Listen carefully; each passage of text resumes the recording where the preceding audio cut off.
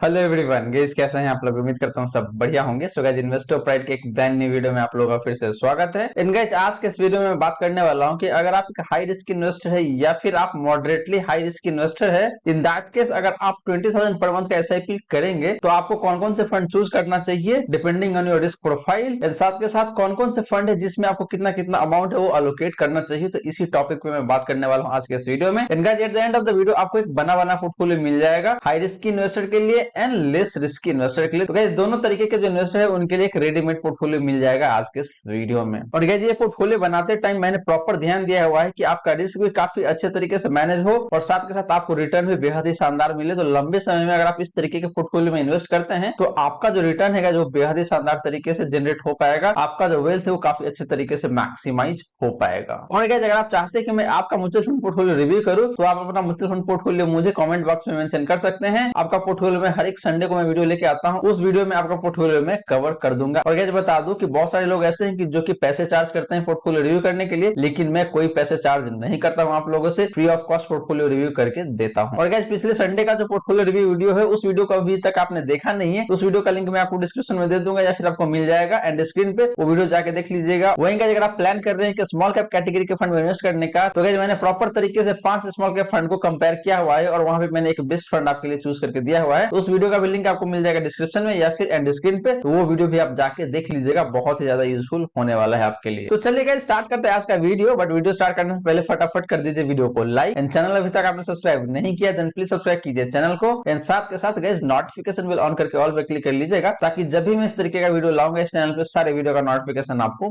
मिल जाएगा। और गाइस, बता दूं कि आज के इस वीडियो में हम लोग जो डिस्कस करने वाले हैं थोड़ा अलग तरीके से करेंगे, यानी कि कैटेगरी वाइज डिस्कस करेंगे। तो गाइस, पहले मैं बात करूंगा लार्ज कैप फंड के बारे में, फिर मैं बात करूंगा मिड कैप फंड के बारे में, उसके बाद फिर मैं बात करूंगा गाइस फ्लेक्सी कैप का, एंड गाइस लास्टली मैं बात करूंगा आपका स्मॉल कैप कैटेगरी के बारे में। तो चलिए गाइस, स्टार्ट करते हैं आज का वीडियो और बात कर लेते हैं सबसे पहले लार्ज कैप कैटेगरी के फंड के ऊपर। तो गाइस, सबसे पहले बात कर लेते हैं लार्ज कैप कैटेगरी का। और यहाँ पे देखें तो मैंने 3 फंड को सिलेक्ट किया हुआ है। तो सबसे पहला फंड है आपका वो है आपका एक्सिस ब्लू चिप फंड, फिर है आपका Canara Robeco blue chip equity fund, and guys third fund है वो आपका मीरे एसेट लार्ज कैप फंड। तो ये 3 फंड के बारे में डिस्कस करेंगे and on the basis of your risk profile हम लोग यहाँ पे ये डिसाइड करने की कोशिश करेंगे कि आपके लिए कौन सा फंड बेहतर हो सकता है। एंड गाइस, यहाँ पे हम लोग कंपैरिजन के लिए benchmark index as well as जो कैटेगरी एवरेज है उसको भी हम लोग इंक्लूड कर रहे हैं। तो गाइस, सबसे पहले बात करें हिस्टोरिकल परफॉर्मेंस का, तो बात करें लास्ट 1 ईयर का। तो गाइस, लास्ट 1 ईयर में देखें तो एक्सिस ब्लू चिप फंड का जो परफॉर्मेंस है उतना अच्छा नहीं है, इनफैक्ट काफी खराब परफॉर्मेंस दिखेगा आपको, -4.17% का रिटर्न दिया हुआ है। वहीं गाइस, बात करें Canara Robeco blue chip equity fund का, तो इसका परफॉर्मेंस देखें तो कंपैरेटिवली बेटर है। मीरे एसेट लार्ज कैप फंड की बात करें तो इसका परफॉर्मेंस काफी बेहतर दिखेगा आपको बाकी दोनों के कंपैरिजन में। वहीं गाइस, बात करें कैटेगरी एवरेज का, तो कैटेगरी एवरेज का जो परफॉर्मेंस है लास्ट 1 ईयर में वो आपका 2.33% का। लास्टली गाइस, बात करें बेंचमार्क इंडेक्स का, तो बेंचमार्क इंडेक्स का जो परफॉर्मेंस है लास्ट 1 ईयर में वो आपका 5.28% का।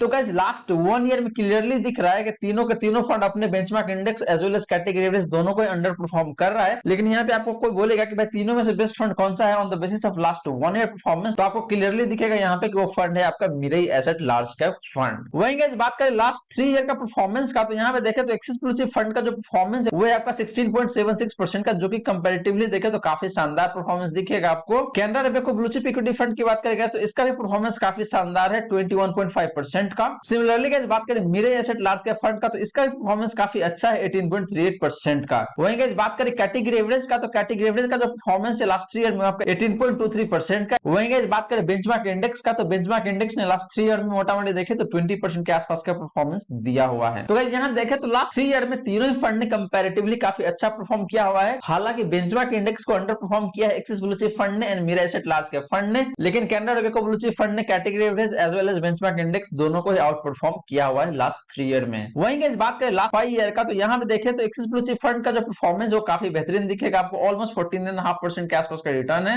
Canara Robeco blue chip equity fund की बात करेंगे तो इसका भी परफॉर्मेंस काफी शानदार दिखेगा आपको, मोटा-मोटी देखें तो 15% के आसपास का इसका रिटर्न है लास्ट 5 ईयर का। सिमिलरली गाइस, बात करें Mirae asset large cap fund का, तो इसका भी परफॉर्मेंस काफी ठीक-ठाक है, 13% के आसपास का रिटर्न दिया हुआ है लास्ट 5 ईयर में। तो axis blue chip fund and Canara Robeco blue chip equity fund को ये फंड जरूर अंडर परफॉर्म कर रहा है लास्ट 5 ईयर में। वहीं गाइस, बात करें कैटेगरी एवरेज का, तो कैटेगरी एवरेज का जो रिटर्न है जो आपका 12.06% का है। एंड गाइस, लास्टली बात करें बेंचमार्क इंडेक्स का, तो बेंचमार्क इंडेक्स ने हालांकि थोड़ा बेटर परफॉर्म जरूर किया हुआ है लास्ट 5 ईयर में इन कंपैरिजन विद कैटेगरी एवरेज, लेकिन गाइस यहाँ पे देखें तो तीनों ही फंड अपने कैटेगरी एवरेज को आउट परफॉर्म कर रहा है लास्ट 5 ईयर में। तो गाइस, ये तो बात रही आपका हिस्टोरिकल परफॉर्मेंस का। अब चलिए गाइस बात करते हैं इसका रिस्क प्रोफाइल का, यानी कि इसके जो रिस्क रेशियोज है वो कितना सही है या फिर कितना खराब है। तो गाइस बात करें रिस्क रेशियोज का, तो सबसे पहले बात करते हैं स्टैंडर्ड डिवीजन का। तो यहाँ पे देखें तो एक्सिस ब्लू चिप फंड का जो स्टैंडर्ड डिवीजन है वो है आपका 19.59% का। Canara bank blue chip equity fund की बात करें तो इसका जो स्टैंडर्ड डिवीजन है वो आपका 20.22 का। वहीं गाइस बात करें mirror asset large cap fund का, तो इसका जो स्टैंडर्ड डिवीजन है वो आपका 21.64% का। कैटेगरी एवरेज की बात करें तो इसका जो स्टैंडर्ड डिवीजन है वो आपका 19.64%। तो गाइस यहाँ पे देखें तो स्टैंडर्ड डिवीजन के केस में तीनों ही फंड काफी रिस्की जरूर दिख रहा है, लेकिन सबसे कम रिस्की जो फंड यहाँ पे निकल के आता है वो आपका एक्सिस ब्लू चिप फंड, जिसका स्टैंडर्ड डिवीजन देखें तो अपनी कैटेगरी एवरेज से भी कम है। लेकिन बाकी के जो दो फंड है guys, Canara bank blue chip equity fund and Mirae asset large cap fund, दोनों का स्टैंडर्ड डिवीजन अपने कैटेगरी एवरेज से ज्यादा है।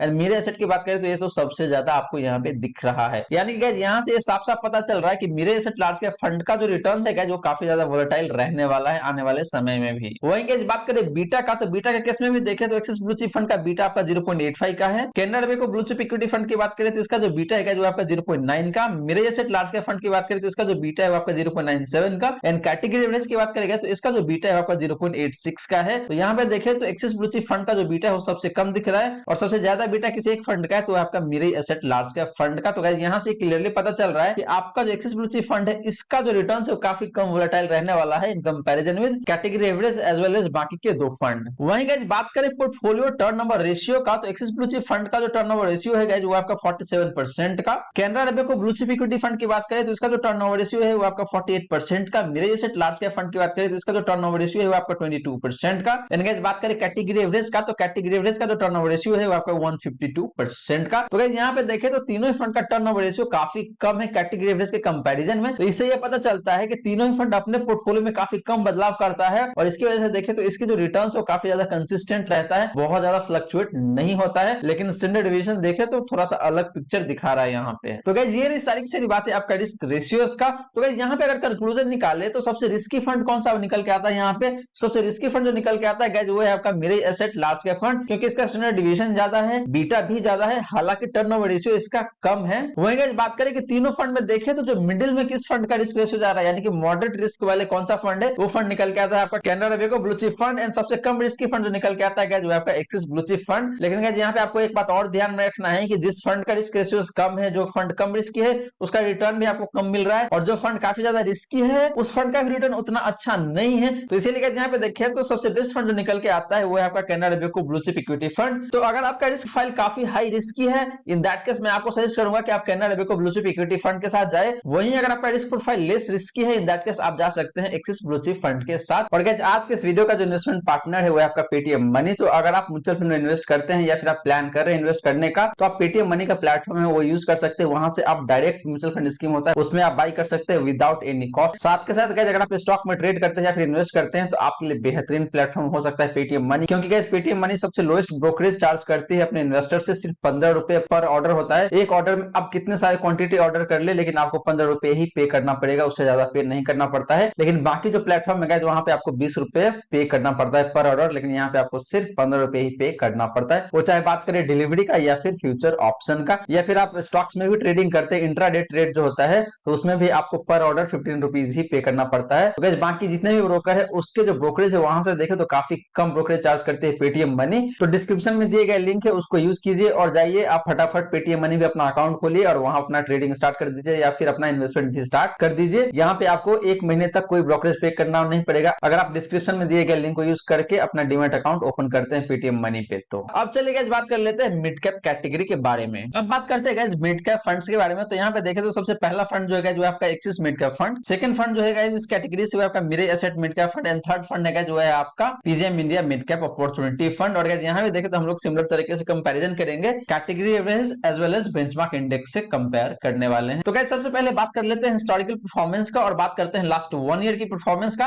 तो यहाँ पे देखें तो एक्सिस मिड कैप फंड का जो परफॉर्मेंस है लास्ट 1 ईयर में वो आपका 3.31% का, जो कि देखें तो ठीक ठाक सा है, बहुत ज्यादा नहीं है बहुत कम नहीं, मतलब थोड़ा सा लोअर साइड में आपको देखने को मिलेगा। ये mirror asset mid cap fund की बात करें तो इस फंड ने हालांकि बेटर परफॉर्म किया हुआ है, 9.17% का रिटर्न दिया हुआ है। वहीं गाइस बात करें PGM India mid cap opportunity fund का, तो इस फंड ने देखे तो अगेन सबसे बेटर परफॉर्म करके दिया हुआ है आपको 11.67% का। वहीं गाइस बात करें कैटेगरी एवरेज का, तो कैटेगरी एवरेज में देखे तो काफी सही परफॉर्म करके दिया हुआ है, ऑलमोस्ट देखे तो 9% के आसपास का रिटर्न दिया हुआ है लास्ट 1 ईयर में, जो कि देखे तो एक्सिस मिड कैप से भी बेहतर है। एंड आपका जो mirror asset mid cap fund है उसके आसपास का ही रिटर्न है इसका। लेकिन पीजीएम इंडिया मिड कैप की बात करें तो उसने मोटा मोटी 2 से 2.5% एक्स्ट्रा परफॉर्म करके दिया हुआ है आपको PGM India mid cap fund ने, अगर आप कंपेयर करते हैं कैटेगरी एवरेज से। वहीं गाइस बात करें बेंचमार्क इंडेक्स का, तो बेंचमार्क इंडेक्स का जो रिटर्न है लास्ट 1 ईयर का वो है आपका 8.47% का। और यहाँ भी देखें तो बेंचमार्क इंडेक्स ने एक्सिस मिड कैप से बेटर परफॉर्म किया हुआ है, यानी कि एक्सिस मिड कैप ने अंडर परफॉर्म किया है कैटेगरी एवरेज को भी एंड बेंचमार्क इंडेक्स को भी। लेकिन guys Mirae asset mid cap fund and PGIM India mid cap fund ने अपने category average as well as benchmark index दोनों को ही बीट किया हुआ है लास्ट 1 ईयर में। वहीं गाइस बात करें लास्ट 3 ईयर का, तो लास्ट 3 ईयर के केस में देखें तो एक्सिस मिड कैप फंड का जो परफॉर्मेंस है वो है आपका 27.11% का। मेरे एसेट मिड कैप फंड की बात करें तो इसका भी परफॉर्मेंस काफी सही है 32.06% का। सिमिलरली गाइस बात करें PGM India mid cap opportunity fund का, तो इसका परफॉर्मेंस देखें तो बेमिसाल है गाइस, बहुत ही शानदार रिटर्न है लास्ट 3 ईयर में 44.29% का। वहीं गाइस बात करें कैटेगरी एवरेज का, तो कैटेगरी एवरेज का जो रिटर्न है लास्ट 3 ईयर का वो है आपका 28.32% का। एंड बेंचमार्क इंडेक्स की बात करें तो इसका जो परफॉर्मेंस है लास्ट 3 ईयर का वो है आपका 30.19% का। तो गाइस लास्ट 3 ईयर के केस में देखें तो एक्सिस मिड कैप फंड ने अपने बेंचमार्क इंडेक्स को अंडर परफॉर्म जरूर किया हुआ है एंड कैटेगरी एवरेज को भी अंडर परफॉर्म किया हुआ है। लेकिन वहीं अगर बात करते हैं मेरे एसेट मिड कैप फंड का या फिर PGIM India mid cap fund का, तो इसने अपने category average as well as benchmark index दोनों को ही आउट परफॉर्म किया हुआ है लास्ट 3 ईयर में। सिमिलरली गाइस बात करें लास्ट 5 ईयर का, तो यहाँ पे देखें तो एक्सिस मिड कैप फंड का परफॉर्मेंस आपको थोड़ा सा बेटर जरूर दिखेगा, ऑलमोस्ट 19% के आसपास का है। मेरे एसेट मिड कैप फंड की बात करें तो यहाँ पे आपको एनए दिखने को मिलेगा। इसका मतलब ये है कि मेरे एसेट 5 साल पुराना फंड ही नहीं, तो इसीलिए इसका कोई डेटा ही अवेलेबल नहीं है, तो इसीलिए आपको यहाँ पे एनए दिखने को मिल रहा है। सिमिलरली गाइस बात करें PGM India mid cap fund का, तो इसका परफॉर्मेंस काफी सही दिखेगा आपको लास्ट 5 ईयर में, ऑलमोस्ट 21.5% का है। वहीं गाइस बात करें कैटेगरी एवरेज का, तो कैटेगरी एवरेज का जो रिटर्न है लास्ट 5 ईयर का वो भी देखें तो 14.5% के आसपास में है। बेंचमार्क इंडेक्स की बात करें तो इसका भी रिटर्न देखें तो ऑलमोस्ट 14.5% के आसपास में ही,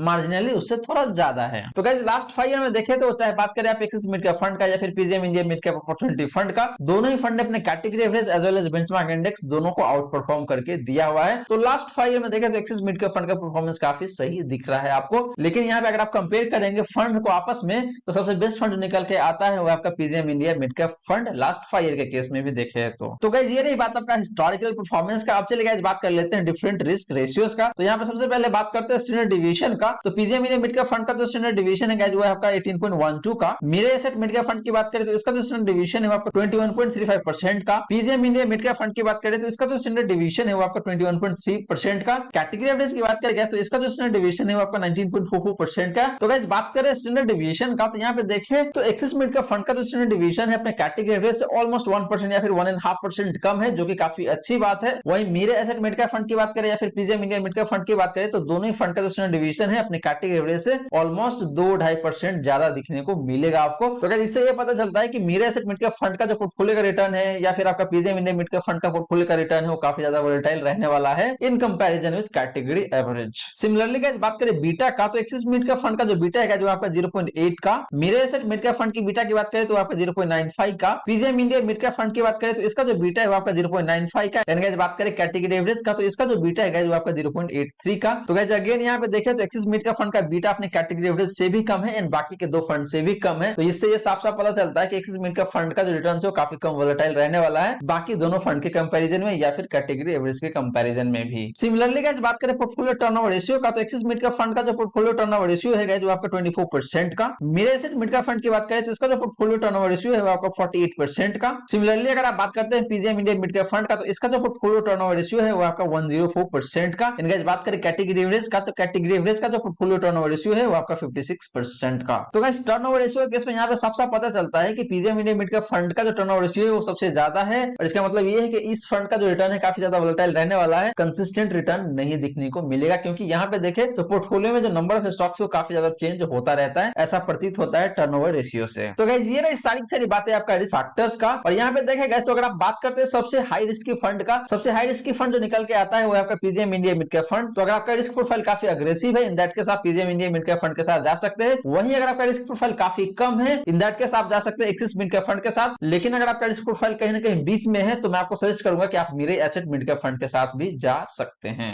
अब चलिए गाइस बात करते हैं फ्लेक्सी कैप कैटेगरी का। तो गाइस बात करें फ्लेक्सी कैप कैटेगरी का, तो यहां पे देखें तो हमने 3 फंड चूज किया हुआ है। सबसे पहला फंड है आपका Parag Parikh flexi cap fund, दूसरा है आपका PGIM India mid cap fund and तीसरा फंड है गाइस आपका Canara Robeco flexi cap fund. तो ये 3 फंड के बारे में हम लोग यहाँ पे डिस्कस करेंगे और अगेन यहाँ पे हम लोग कंपेयर करेंगे कैटेगरी एवरेज से एंड बेंचमार्क इंडेक्स से। तो सबसे पहले बात करते हैं लास्ट 1 ईयर का। तो यहाँ पे देखें तो Parag Parikh flexi cap fund का जो परफॉर्मेंस है लास्ट 1 ईयर वो है आपका 1.46% का। पीजीएम इंडिया फ्लेक्सी कैप की बात करें तो इसका जो परफॉर्मेंस है वो आपका 0.27% का। एंड गाइस बात करें कैनरा रोबेको फ्लेक्सी कैप का, तो इसका जो रिटर्न है लास्ट 1 ईयर का वो आपका 1.34% का। सिमिलरली अगर आप बात करते हैं कैटेगरी एवरेज का, तो कैटेगरी एवरेज ने लास्ट 1 ईयर में मोटा-मोटी देखे तो 4.5% से ज्यादा रिटर्न दिया हुआ है। वहीं अगर बात करते हैं बेंचमार्क इंडेक्स का, तो बेंचमार्क इंडेक्स ने काफी बेटर परफॉर्म किया हुआ है, ऑलमोस्ट 6% के आसपास का रिटर्न दिया हुआ है आपको लास्ट 1 ईयर में। तो गाइस यहाँ पे देखें तो लास्ट 1 ईयर के केस में तीनों के तीनों फंड ने अपने category average as well as benchmark index दोनों को ही अंडर परफॉर्म किया हुआ है। लेकिन गाइस बेस्ट फंड जो निकल के आता है लास्ट 1 ईयर में वो आपका पराग पारिक फ्लेक्सी कैप फंड, क्योंकि इसका जो परफॉर्मेंस है बाकी दो फंड के कंपैरिजन में बेटर दिख रहा है मुझे। वहीं गाइस बात करें लास्ट 3 ईयर का, तो लास्ट 3 ईयर के केस में देखें तो पराग पारिक फ्लेक्सी कैप फंड का जो रिटर्न है गाइस वो है आपका 26.56% का। PGM India mid cap fund की बात करें तो इसका जो रिटर्न है लास्ट 3 ईयर का वो आपका 30.02% का। सिमिलरली गाइस बात करें Canara Robeco flexi cap fund का, तो इसका जो रिटर्न है लास्ट 3 ईयर का वो आपका 23% का। एंड गाइस बात करें कैटेगरी एवरेज का, तो कैटेगरी एवरेज का जो रिटर्न है गाइस वो आपका 20.42% का। एंड लास्टली बात करें बेंचमार्क इंडेक्स का, तो बेंचमार्क इंडेक्स ने लास्ट 3 ईयर में देखे तो मोटा मोटी आपको 22% के आसपास का रिटर्न दिया हुआ है। तो गाइस लास्ट 3 ईयर में देखे तो कहीं कोई दिक्कत वाली बात नहीं है, तीनों ही फंड काफी सही परफॉर्म कर रहा है। लेकिन जो बेस्ट फंड यहाँ पे निकल के आता है on the basis of performance वो है आपका PGIM India flexi cap fund, क्योंकि इसका रिटर्न देखे गए तो बहुत ही शानदार है लास्ट 3 ईयर में। सिमिलरली गाइस बात करें लास्ट 5 ईयर का, तो यहाँ पे देखे तो पराग पारिक फ्लेक्सी कैप फंड का जो रिटर्न है गाइस वो है आपका 18.8% का, ऑलमोस्ट देखे तो 19% के आसपास ही हो जाता है। PGM India flexi cap fund की बात करें तो इसका भी परफॉर्मेंस काफी सही है 17.21% का। Canara Robeco flexi cap fund की बात करें तो इसका जो परफॉर्मेंस ऑलमोस्ट 16% के आसपास में है। वहीं गाइस बात करें कैटेगरी एवरेज का, तो कैटेगरी एवरेज ने लास्ट 5 ईयर में ऑलमोस्ट आपको 13% के आसपास का रिटर्न दिया हुआ है। एंड गाइस लास्टली बात करें बेंचमार्क इंडेक्स का, तो बेंचमार्क इंडेक्स ने लास्ट 5 ईयर में ऑलमोस्ट 13.5% के आसपास का रिटर्न आपको दिया हुआ है। तो गाइस लास्ट 5 ईयर में देखें तो तीनों ही फंड ने काफी सही परफॉर्म किया हुआ है अगर आप कंपेयर करते हैं category average as well as benchmark index को। लेकिन गाइस लास्ट 5 ईयर के परफॉर्मेंस के बेसिस पे अगर आपको चूज करना होगा कोई एक फंड, तो वो फंड निकल के आता है आपका पराग पारिक फ्लेक्सी कैप फंड, क्योंकि इसका जो रिटर्न है वो काफी शानदार है लास्ट 5 ईयर के केस में अगर आप देखते हैं तो मोटा-मोटी 19% का। अब चलिए गाइस बात करते हैं रिस्क फैक्टर का, तो यहाँ पे सबसे पहले बात करते हैं स्टैंडर्ड डिवीजन का। तो पराग पारिक फ्लेक्सी कैप फंड का जो स्टैंडर्ड डिवीजन है वो है आपका 16.94% का। PGM India flexi cap fund की बात करें तो इसका जो स्टैंडर्ड डिवीजन है वो आपका 21.03% का। Canara Robeco flexi cap fund की बात करें तो इसका जो स्टैंडर्ड डिवीजन है वो है आपका 20.01% का, ऑलमोस्ट 20% के आसपास का है। वहीं अगर आप बात करते हैं कैटेगरी एवरेज का, तो कैटेगरी एवरेज का जो स्टैंडर्ड डिवीजन है वो आपका ऑलमोस्ट 20 का 19.88% के आसपास में। तो गाइस यहाँ पे अगर स्टैंडर्ड डिवीजन के बेसिस पे आपको कोई एक फंड चूज करना होगा तो गाइस यहाँ पे डेफिनेटली पराग पारिक फ्लेक्सी कैप फंड बेहतर परफॉर्म कर रहा है, क्योंकि इसका स्टैंडर्ड डिवीजन बाकी दोनों फंड से भी कम है एंड कैटेगरी एवरेज से भी कम है। वहीं गाइस बात करें बीटा का, तो बीटा के केस में देखें तो पराग पारिक फ्लेक्सी कैप फंड का जो बीटा निकल के आता है वो आपका 0.65 का। PGM India flexi cap fund की बात करें तो इसका जो बीटा है वो आपका 0.94 का। सिमिलरली अगर आप बात करते हैं Canara Robeco flexi cap fund का, तो इसका बीटा देखें तो आपका आता है 0.91 का। एंड गाइस बात करें कैटेगरी एवरेज का, तो कैटेगरी एवरेज का जो बीटा है वो है आपका 0.86 का। तो यहाँ पे देखें तो अगेन सबसे कम बीटा किसी एक फंड का है तो आपका पराग पारिक फ्लेक्सी कैप फंड। तो इससे ये साफ साफ पता चलता है कि पराग पारिक फ्लेक्सी कैप फंड का जो रिटर्न है वो बहुत ज्यादा वोलेटाइल नहीं रहने वाला है अगर आप इसको कंपेयर करते हैं कैटेगरी एवरेज से या फिर बाकी के दो फंड से भी। तो वहीं गाइस बात करें पोर्टफोलियो टर्नओवर रेशियो का, तो पराग पारिक फ्लेक्सी कैप फंड का जो टर्नओवर रेशियो है वो आपका 22% का। PGM India flexi cap fund का जो टर्नओवर रेशियो है वो आपका 173% का। Canara Robeco flexi cap fund की बात करें तो इसका जो टर्नओवर रेशियो है वो है आपका 68% का। वहीं गाइस बात करें कैटेगरी एवरेज का, तो इसका जो टर्नओवर रेशियो है वो आपका 38% का। अगर यहाँ भी देखिए तो सबसे कम टर्नओवर रेशियो किसी एक फंड का है तो वो है आपका पराग पारिक फ्लेक्सी कैप फंड का। एंड सबसे हाईएस्ट टर्नओवर रेशियो किसी एक फंड का निकल के आ रहा है वो है आपका PGIM India flexi cap fund का। तो गाइस ये रही बात आपका रिस्क फैक्टर्स का। और गाइस यहाँ पे आपको मैं बता दूं कि अगर आपका रिस्क प्रोफाइल काफी हाई है इन दैट केस आप जा सकते हैं PGM India flexi cap fund के साथ। वहीं अगर आपका रिस्क प्रोफाइल मॉडरेट है इन दैट केस आप जा सकते हैं पराग पारिक फ्लेक्सी कैप फंड के साथ, क्योंकि इसका रिटर्न भी बेहतर है और रिस्क रेशियोज भी देखें तो बहुत ज्यादा नहीं है।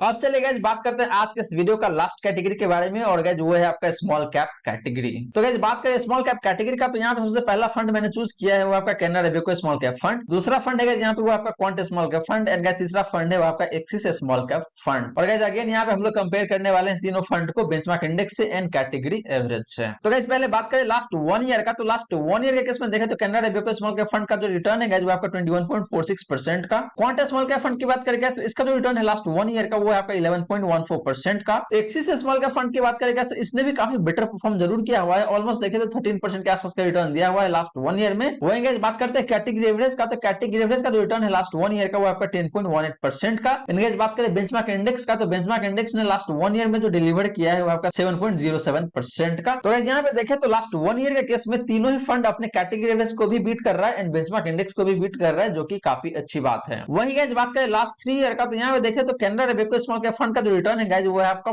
35.28% का। क्वांट स्मॉल कैप फंड की बात करेगा तो इसका परफॉर्मेंस काफी शानदार है, ऑलमोस्ट 55% का है। एक्सिस स्मॉल कैप फंड की बात करेगा तो इसने भी काफी बेटर परफॉर्म किया हुआ है, ऑलमोस्ट देखिए तो 32.5% के आसपास का रिटर्न है। कैटेगरी एवरेज की बात करेगा तो लास्ट ईयर में कैटेगरी एवरेज ने जो डिलीवर किया है वो आपका 35.39%। इनका बात करें बेंचमार्क इंडेक्स का, तो बेंचमार्क ने जो डिलीवर किया है ऑलमोस्ट 30% के आसपास में रिटर्न दिया हुआ है लास्ट ईयर में। तो गाइस लास्ट ईयर में देखें तो अगेन तीनों ही फंड अपने बेंचमार्क इंडेक्स को भी बीट कर रहा है एंड कैटेगरी एवरेज को भी बीट कर रहा है, जो कि काफी अच्छी बात है गाइस। सिमिलरली गाइस बात करें लास्ट 5 ईयर का केस में, तो यहाँ पे देखें तो Canara Robeco small cap fund का जो परफॉर्मेंस है एनए है, क्योंकि गाइस आप में काफी सारे लोगों को पता होगा कि Canara Robeco small cap fund 5 साल पुराना है ही ना, जो इसको मोटा मोटी 3 से 3.5 साल ही हुआ है, तो इसीलिए आपको यहाँ पे एनए दिख रहा है। सिमिलरली गाइस बात करें क्वांट स्मॉल कैप फंड का, तो इस फंड ने लास्ट 5 ईयर में जो परफॉर्मेंस दिया हुआ है ऑलमोस्ट 23% का, जो कि काफी अच्छा रिटर्न है गाइस। वहीं गाइस बात करें एक्सिस स्मॉल कैप फंड का, तो इस फंड ने जो परफॉर्मेंस किया है लास्ट 5 ईयर में ऑलमोस्ट देखें तो 22% के आसपास में है। सिमिलरली गाइस बात करें कैटेगरी एवरेज का, तो कैटेगरी एवरेज ने लास्ट 5 ईयर में जो परफॉर्मेंस दिया हुआ है वो है आपका 15.67%। एंड गाइस बात करें बेंचमार्क इंडेक्स का, तो बेंचमार्क इंडेक्स ने जो परफॉर्म किया हुआ है लास्ट 5 ईयर में वो आपका 10.35% का। तो गाइस यहाँ पे बात करें लास्ट 5 ईयर का, तो यहाँ पे दोनों ही फंड काफी बेहतर परफॉर्म कर रहा है, वो चाहे बात करें आप क्वांट स्मॉल कैप फंड का या फिर बात करें एक्सिस स्मॉल कैप फंड का, तो दोनों ही फंड बीट कर रहा है अपने कैटेगरी एवरेज को भी एंड बेंचमार्क इंडेक्स को भी, जो कि काफी अच्छी बात है गाइस। अब बात करते हैं गाइस रिस्क फैक्टर का, तो यहाँ पे सबसे पहले बात करते हैं स्टैंडर्ड डिवीजन का। तो Canara Robeco small cap fund की बात करें तो इसका तो स्टैंडर्ड डिवीजन है गाइस वो आपका 20.67% का। क्वांट स्मॉल कैप फंड की बात करें तो इसका तो स्टैंडर्ड डिवीजन है वो आपका 23.55% का, जो कि ऑब्वियसली काफी हायर साइड में दिख रहा है। वहीं गाइस बात करें एक्सिस स्मॉल कैप फंड का, तो इस फंड का जो स्टैंडर्ड डिवीजन है वो आपका 18.61% का।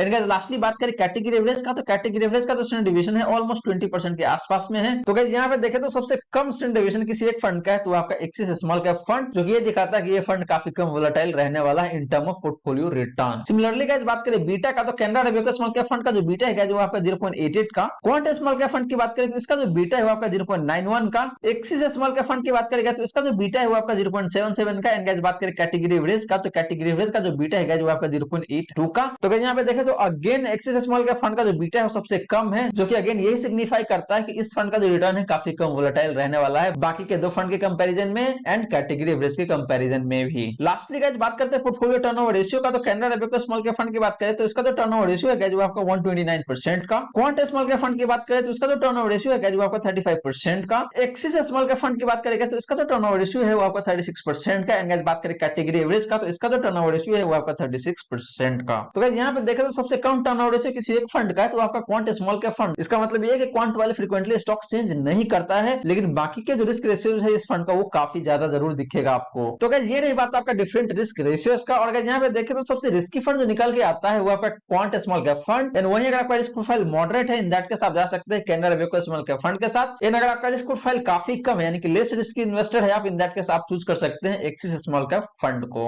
अब चलिए गाइस बात कर लेते हैं कि जो 20,000 पर मंथ का एसआईपी है इस अमाउंट को किस किस फंड में कितना कितना अलोकेट करना चाहिए आपको, अगर आप एक हाई रिस्क इन्वेस्टर है तो। एंड अगर आप एक लेस रिस्क इन्वेस्टर है इन दैट केस आल्सो आप कौन कौन से फंड में कितना कितना अमाउंट अलोकेट करेंगे। तो गाइस बात कर लेते हैं फाइनल पोर्टफोलियो का। तो यहाँ सबसे पहले बात करते हैं हाई रिस्क इन्वेस्टर का। तो गाइस यहाँ पे सबसे पहला फंड जो निकल के आता है वो आपका Canara Robeco blue chip equity fund. तो यहाँ पे जो अमाउंट मैं अलोकेट करने वाला हूँ आपका 5,000 पर मंथ। मिड कैप में जो फंड मैंने चूज किया हुआ है वो आपका PGIM India mid cap opportunity fund, और यहाँ पे जो अमाउंट मैं अलोकेट करने वाला है वो आपका 5,000 पर मंथ का। सिमिलरली गाइस बात करें फ्लेक्सी कैप का, तो यहाँ देखें तो जो फंड मैंने चूज किया है वो आपका PGIM India flexi cap fund, क्योंकि ये फंड काफी हाई रिस्क है एंड इसमें जो अमाउंट मैंने अलोकेट किया हुआ है वो आपका 5,000 पर मंथ का। एंड गाइस लास्टली बात करें स्मॉल कैप का, तो यहाँ पे जो फंड मैंने चूज किया है वो आपका क्वांट स्मॉल कैप फंड। यहाँ पे जो अमाउंट मैंने अलोकेट किया है वो आपका 5,000 पर मंथ का। तो आप में से काफी लोगों के मन में एक क्वेश्चन जरूर आ रहा होगा कि भाई सारे फंड में इक्वल अलोकेशन क्यों कर दिया। तो गाइस यहाँ पे देखें तो मैं हाई रिस्क इन्वेस्टर हूँ और मैं लॉन्ग टर्म यानी कि मेरा जो इन्वेस्टमेंट ड्यूरेशन है वो 15 से 20 साल का है। तो वैसे केस में मैं मिड कैप एंड जो स्मॉल कैप है उसमें काफी ज्यादा अलोकेट कर रहा हूँ ताकि मेरा पोर्टफोलियो का रिटर्न ज्यादा से ज्यादा हो सके लंबे समय में। अगर आप भी एक हाई रिस्क इन्वेस्टर हैं इन दैट केस मैं आपको सजेस्ट करूंगा कि आपका जो अलोकेशन है mid cap and small cap में थोड़ा सा ज्यादा होना चाहिए, क्योंकि mid cap and small cap long term में काफी सही परफॉर्म करके आपको देता है और आपका जो वेल्थ है मैक्सिमाइज करके देता है गाइस। तो यही रीजन है जिसकी वजह से मैंने mid cap and small cap में काफी ज्यादा अलोकेशन किया हुआ है, ऑलमोस्ट 50% का अलोकेशन किया हुआ है मैंने। अब चलिए गाइस बात करते हैं कि अगर आप एक लेस रिस्क इन्वेस्टर हैं दैट केस आपका पोर्टफोलियो कैसा होना चाहिए 20,000 पर मंथ के लिए। तो सबसे पहले बात करते हैं गाइस लार्ज कैप कैटेगरी का। तो यहाँ पे जो फंड मैंने चूज किया है वो आपका एक्सिस ब्लू चिप फंड, और यहाँ पे गाइस मैंने जो फंड अलोकेट किया है वो है आपका 6,000 पर मंथ का। मिड कैप से जो फंड मैंने चूज किया हुआ है वो अगेन आपका PGIM India mid cap fund ही है, और मैं क्यों चूज किया है वो मैं बताऊंगा अभी। और यहाँ पे मैंने अमाउंट जो अलोकेट किया हुआ है वो आपका 4,500 का। फ्लेक्सी कैप कैटेगरी में देखिए तो यहाँ पे जो फंड मैंने चूज किया है वो आपका पराग पराग फ्लेक्सी कैप फंड, और यहाँ पे जो अमाउंट मैंने अलोकेट किया हुआ है वो है आपका 6000 पर मंथ का। एंड गाइस लास्टली बात करें स्मॉल कैप का, तो स्मॉल कैप कैटेगरी से जो फंड मैंने चूज किया है वो आपका एक्सिस स्मॉल कैप फंड, और यहाँ पे जो अमाउंट मैंने अलोकेट किया हुआ है वो है आपका 3500 का। तो गाइस ये रहा आपका लेस रिस्की इन्वेस्टर का पोर्टफोलियो। और गाइस यहाँ पे देखिए तो मैंने PGM India mid cap fund को क्यों चूज किया हुआ है, इसके बावजूद कि इस फंड का रिस्क रेशियो काफी ज्यादा है, यानी कि ये फंड काफी हाई रिस्की है। तो गाइस इसके पीछे रीजन ये है कि अगर आपके सारे के सारे फंड काफी कम रिस्की वाले हो जाएंगे, दैट केस आपका रिस्क तो कम हो जाएगा लेकिन आपका रिटर्न है वो भी बहुत कम हो जाएगा। इसलिए मैंने एक ऐसा मिक्स बनाया है